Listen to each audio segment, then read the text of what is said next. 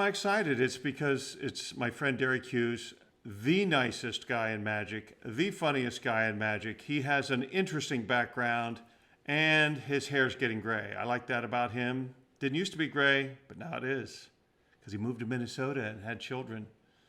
Let's talk about that. When magicians get gray. Oh, here he is. You know him, you love him. He was on America's Most Wanted, or whatever that show is. Derek Hughes. Boom.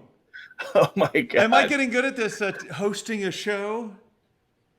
Really great introduction. I mean, is that the opening monologue? I don't know. I don't know what I'm doing, Derek.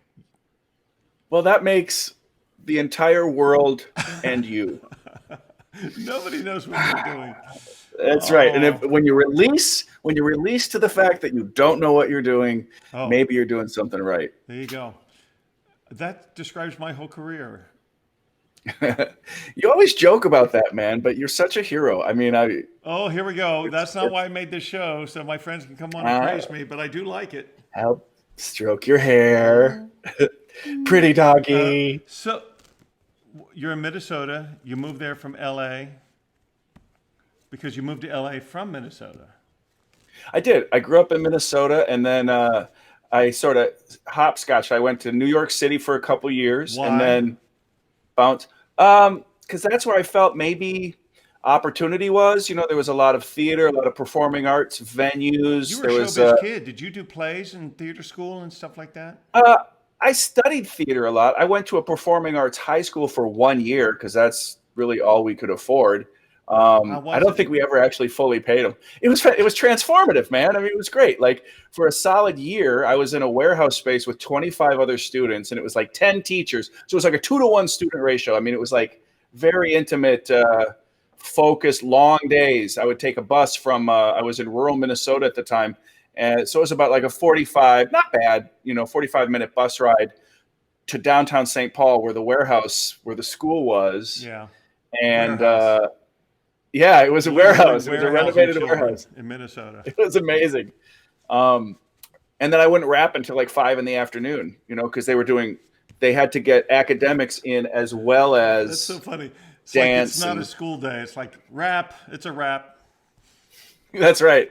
You'd hear that bell, right? So all right, moving on. You were like, new this setup. Is what I want to do for the rest of my life. Be around people like this. Do production. This kind of thing. That school experience totally inspired me. It was like, wow. Because full disclosure, half the students came from a very well-financed, established performing arts school that had a major scandal and got closed down.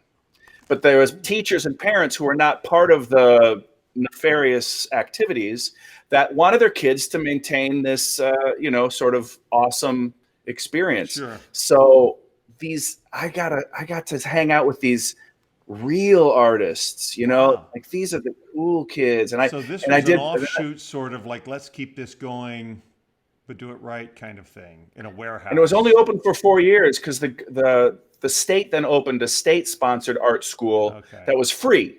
And this school was like $10,000 a year or something that, I know. We got a scholarship. And again, I'm telling you, I don't think we've even paid off what we owed from the scholarship. That's why I didn't, go back my junior year. But going to the school, the whole family, because we still owe money. Yeah. We had to leave. It was all about magic, Dave. It was, I wanted to go to that school to make, and I let it be known. It was like I want this training to make my magic better. So it was all like dance was all like, I want to be a magician. Voice, all of it was like, how does this apply to my magic? Yeah. How do I sound like more like Blackstone? I had sometimes there's these those seeds, those people in our life that give us motivation. There was one woman, she was my math teacher, and she was also my guidance counselor. And she called me in near the end of that year, and she's like, I need to have a very important conversation with you, Derek. And I was like, oh, what? What is it, Mary? And she's like, shut the door. We're alone in this room. She's like, magician.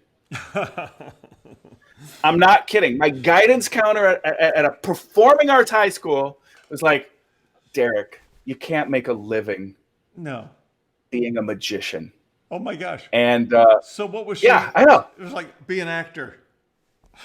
Right, like dance is your thing. You have exactly. to, Work on a cruise the ship on the impoverished chorus. dance community needs you. I remember I brought up Copperfield. I was like, hey, David Copperfield, and she's like, well, that's David Copperfield.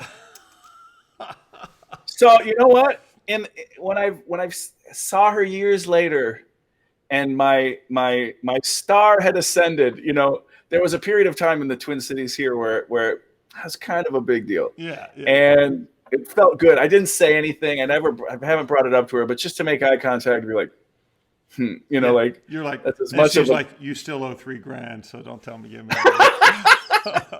Well, the school's closed, man. So try to collect, Mary. So what was New York like? You went to Tannen's New York camp, was- right? I'm jealous because I grew up, going to Magi Fest once a year and being a bum, but Tannen's camp just sounds so fantastic. And you met so many great people there, I'm sure. That was the reason. That was the bridge from Minnesota to New York 100%. Okay. When I was 12, my buddy who I'd met at a YMCA camp, he was into magic too. He introduced me to Eagle Magic Store in Larry Kalo, downtown Minneapolis. Oh, sure. And he called me and said, hey, there's a camp in Long Island. And I begged my mother, let me go to New York, 12 years old. I'll go with John. Me and John will go. So we're safe. And John's 13. He's got a pocket knife. That's right. And a spot can. So, those are great. Yeah, I had one of those. Metamorphosis cans, whatever. Yeah. And yeah, so I went that year as a student. I was 12 years old. Richard Sanders was my counselor. Jay Sankey and Johnny S. Palmer performed. And Devlin did a stage act. Yeah. And then again, that was kind of the only year we could afford to do that. That was a little bit of a splurge. And then at the Magi Fest, I ran into Steve Cohen. Going to performing arts school, and your parents are like in a dust bowl peeling potatoes in overalls in black and white. So you could do all my this. mother she was really young. She was 16. So she was, I say she was supportive to the point of neglect. Like I would say, I want to do something, and she's like, sure, go do it. That Why was not? My mom too. My mom was a hippie mom. She was the same way. She dropped me off at Abbott's, and then she just drove up to Wisconsin to see her sister. Have fun. I was 13. I had a pup tent. I didn't know what the heck I was doing. It's the best weekend of my life. So great, right? Yeah. Incredible. My mother booked my flight with an extra day in New York. She messed up my 12-year-old flight. So Bob Elliott and Happy Elliott took me into their home for a night. Go. Wow. And Bob gave me a stack of English pennies and showed me a silver dollar production from a folded dollar bill. It was like, what? The highlight of the week almost, The king of Long Island magic. So good. For those who don't know, tell a little bit about who Bob Elliott was and why he was so important in that time. Well, Bob Elliott, in my emotional and historical landscape, was sort of the worker who was at camp. He was this guy, sort of the camp director in a way, but he was just generous and shared all his information. And he had stories, and he would name drop. I helped out a kid named David Cocken. David Cocken, you may know him as David Copperfield, and he was really into weightlifting. So he'd even do that. He was like, I used to lift at a gym with Lou Ferrigno. Lou Ferrigno. But I ended up going back as a counselor when I was 18. So that's when I became really good friends with Blaine. Was a counselor that first year. 1 year he came back as a counselor. How was he and I taught He'll kill me for saying this. We taught intermediate close-up, and he'll deny it. But I tell you, he's like, one day he's like, Derek, let's blow their minds and then not tell them how it's done. But just let's show them one thing and just never explain it. But And this was before he had done any television or anything. I mean, a handful of years before he just exploded into the world. Yeah. And I learned a lot from knowing that guy from such an early age, because this is a person who had a vision. Absolutely. He knew. And it was so unconventional, and so, like, I went to theater school, so I'm scripting and writing these long, poetic stories about these these magic needles and operas. each needle, right? With all these And subtle, he's clever, snappy pattern. and he understood what it meant to blow someone's mind and not tell them how it's done. Right. Yeah. Right. And then Steve Chiffo was a camper at that time, and that's when he and Blaine kind of became really good friends, and the three of us super connected. And Chiffo and I started collaborating through emails. We had AOL accounts, this thing called email. You had to listen to the like, who knew this would be possible? Yeah. I would go back to camp every year I could, if my schedule allows it, to this day. Last summer it was virtual, and I was honored and thrilled to That was the first time I attended Tannen's Magic Camp, is virtually. Really? I'd never been. They've invited me for many years, and I'd never been able to go. And I'm jealous of all the people who've been able to go and hang out there. So someday, if it comes back, I hope I can make it up there. I think it will, and you got to come up. It's exhausting. I mean, for 8 days, it's just young magicians with lots of questions. Yeah. And it's great. Yeah. I get a little taste of it when I go to these conventions now. You go to Magi Fest or something, and it's just all these young 12-year-olds. Show me your DPS. And Vernon always said do this. And it's like, I'm just completely blown away. Yeah, they do have an edge. I mean, they do. Speaking of an edge, what are you doing these days to keep your edge sharp? You're doing shows, aren't you? You're doing virtual shows? I am doing virtual shows. How's that and going? I feel, what's that like? The word is See, here's feeling what I think blessed. about you. When I think of Derek Hughes, because when you think of other magicians, you think of somebody's act, right? So you know them by your act. You're more of a chameleon. You kind of pour yourself into whatever the next project is. That's the way I've always, because the first time I saw you was Triple Espresso. Okay. And then I saw you later on TV doing different things, but then I saw you a college show made just for college kids, and I know you did lots of corporate stuff. But did you ever have the act? I guess your college, I don't know.